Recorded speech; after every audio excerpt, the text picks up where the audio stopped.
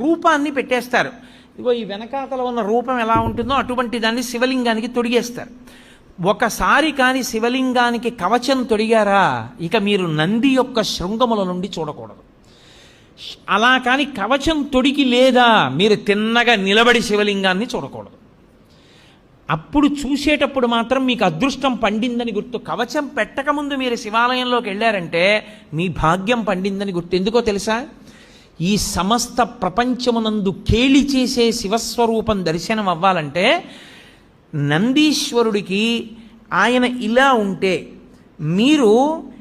మీకు ఎడం పక్కన నంది ఉండేటట్టుగా వచ్చి మీ ఎడం చేత్తో ఆయన యొక్క పృష్ఠభాగంలో అవయవాన్ని ఒక్క లిప్తకాలం పట్టుకోవాలి.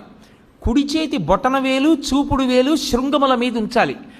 ఉంచి వృషస్య వృషణం స్పృష్ట్వా శృంగమధ్యే శివాలయం